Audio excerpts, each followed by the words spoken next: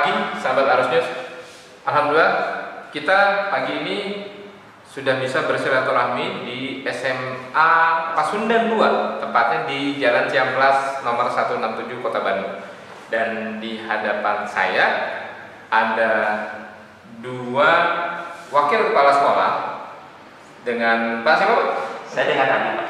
Adi siapa Pak? Adi Kito. Adi Kito. Beliau selaku Humas dari SMA Pasundan 2, dan di sebelah beliau adalah Saya Sarwo Sumiti selaku bagian kurikulum.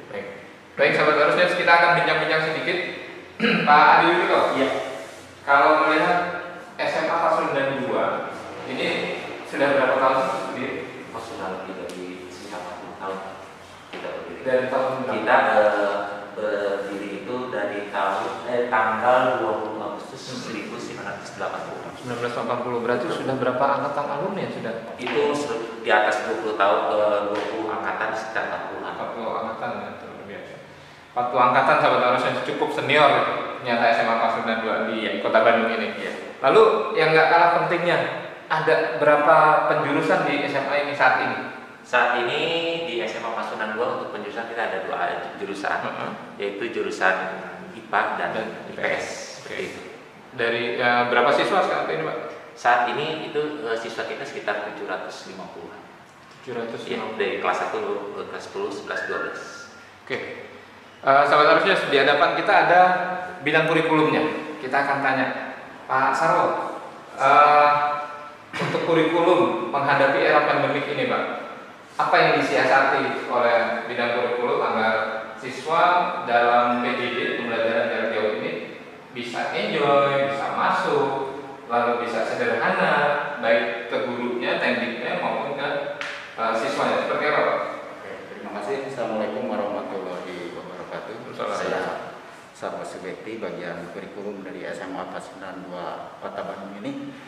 Jadi dari awal di tanggal 15 Maret tahun 2020 yang lalu, seluruh sekolah di Indonesia itu mengalami COVID, sehingga di tahun itu di bulan barusan seluruh SMA terutama di Kota Bandung atau pada umumnya di Jawa Barat terjadi belajar di rumah, jadi PJJ, pembelajaran jarak jauh. Maka dari itu tidak mudah sebetulnya bagi semua, mungkin bukan dari SMA Pasundan 2 saja, dari semua. Jadi yang bertanggung jawab untuk menyikapi masa pandemik ini yaitu satu dari pihak negara, yang kedua dari pihak masyarakat, dalam artian masyarakat adalah orang tua siswa, yang ketiga baru dari kami pihak lembaga pendidikan. Maka dari itu dari awal semua mencari bentuk sebenarnya, bentuk bagaimana pembelajaran di masa COVID. Akhirnya muncul Bapak Menteri edaran Menteri, keputusan Menteri tentang PJJ atau pembelajaran jarak jauh, atau ada istilah BDR, belajar dari rumah atau belajar daring. Nah, tapi tidak mulus juga, di tengah-tengah perjalanan banyak persoalan-persoalan yang muncul. Tapi alhamdulillah di SMA Pasundan 2 walaupun permasalahan-permasalahan muncul disikapi, karena pada prinsipnya Bapak Menteri juga menganjurkan, menghimbau prinsipnya di masa COVID ini tidak ada tekanan secara fisik atau secara psikologi kepada peserta didik. Akhirnya SMA Pasundan 2 juga yang dinaungi oleh Paguyuban Pasundan, di bawahnya ada YPDM Pasundan, sangat linear keputusannya. Maka dari itu khusus SMA Pasundan 2 untuk menyikapi masa COVID ini, satunya adalah memberi fleksibilitas layanan kepada siswa. Tapi di sini titik beratnya adalah komunikasi. Jadi semuanya bertanggung jawab. Orang tua siswa mengawal di rumah pembelajaran mereka secara mandiri. Tapi di pihak sekolah juga tidak terlalu kaku. Jadi misalnya pada saat memberi tugas atau ada tagihan-tagihan siswa, disesuaikan tagihan-tagihan atau tugas-tugas itu disesuaikan dengan keberadaan siswa yang bersangkutan. Bisa jadi dalam misalnya disesuaikan dengan misalnya kalau membutuhkan alat dan bahan yang mudah didapat di rumah atau di sekitarnya.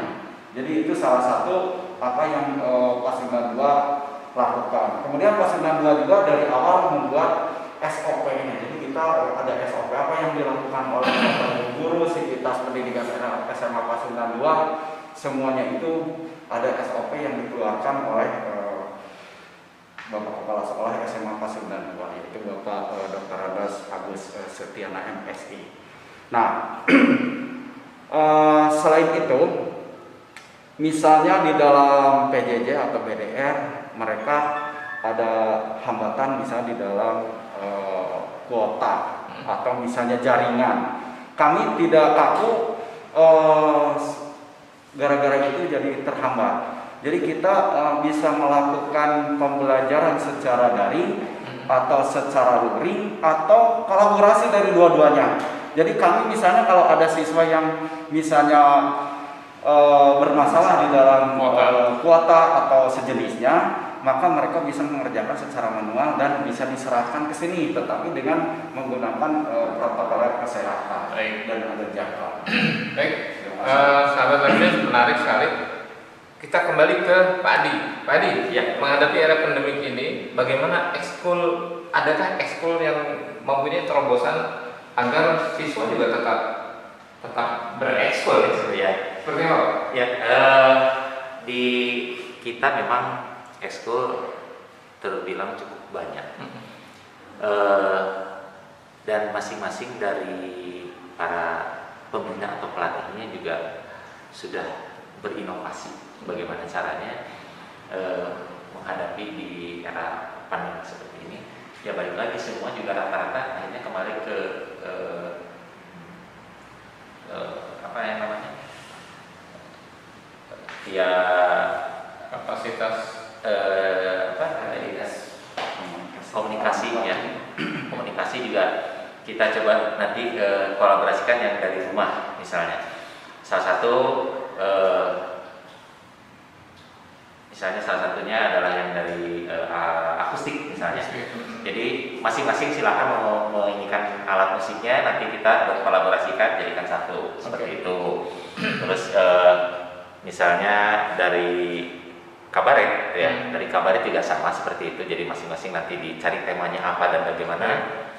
Nanti karakter dari anak dimunculkan seperti apa dan bagaimana. Terus kalau misalnya kita yang dari angklung, nah ini agak sulit ya. Agak sulitnya karena angklung itu tidak bisa ditembak begitu saja, gitu. Tidak bisa. Tetapi saya ada ini lagi, ada cara yang lain gitu.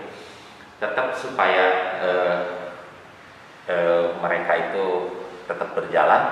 Ya kan sekarang itu sudah ada apa ya, yang dari virtual gitu kan, ada alat musik angklung yang via virtual, ya tetap kita coba di sini dimainkan juga. Jadi kita nanti padukan, ya jadi kan satu terobosan itu jadi untuk musik tetap berjalan. Baik. Seperti itu.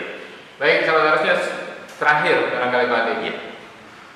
PPDB kita juga sudah mulai menghadapi ya.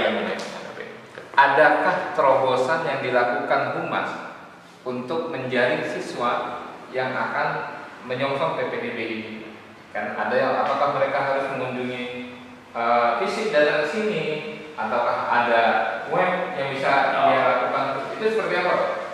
Untuk saat ini kita juga melakukan dua cara. Yang pertama itu ya, kalau memang misalnya bisa langsung datang ke sini, kita langsung ke sini, itu sesuai dengan protokol kesehatannya tetap dipakai. Tapi sekarang kita lebih banyak ke sistem informasi dari era digitalisasi. Jadi bisa langsung mengakses di web. Di web, ya. Boleh bantu disebut Pak di web halaman halaman webnya nanti di Pasundan 2 saja. Di Pasundan 2 juga sudah. Oke. Di Pasundan 2. Jadi kita lebih dipermudah lagi. Jadi nanti untuk pendaftaran, terus mau bertanya segala macam, kita nanti langsung dilayani di situ. Jadi lebih simpel Cuma mungkin kalau yang datang ke sini biasanya itu yang dari luar kota. Lalu harapan ke depan Pak untuk leading sektor pendidikan khususnya di SMA Pasundan 2 pasca COVID, semoga Allah mensegerakan pandemi ini. Amin amin. Seperti apa? Harapan kami dari Pasundan 2 tetap kami itu ingin membantu menyukseskan program pemerintah di mana seluruh anak yang ada di khususnya di Kota Bandung itu tidak ada yang namanya rawat pendidikan. Baik. Dan kita siap membantu mereka. Oke. Jadi tidak mau ada yang sampai tidak ada yang Tidak sekolah. sekolah. Tidak. Baik, sahabat Arsnes, inilah penuturan dari dua wakil kepala sekolah bidang humas dan bidang kurikulum. Semoga anak Indonesia, khususnya warga Kota Bandung, tidak ada yang putus sekolah. Semuanya harus melanjutkan sekolah dan SMA Pasundan 2 siap memberikan solusi terbaiknya. Betul. Saya Mugiono melaporkan dari SMA Pasundan 2 Ciamplas, Kota Bandung. Terima kasih. Arus News akurat dan mencerahkan, salam Arus News.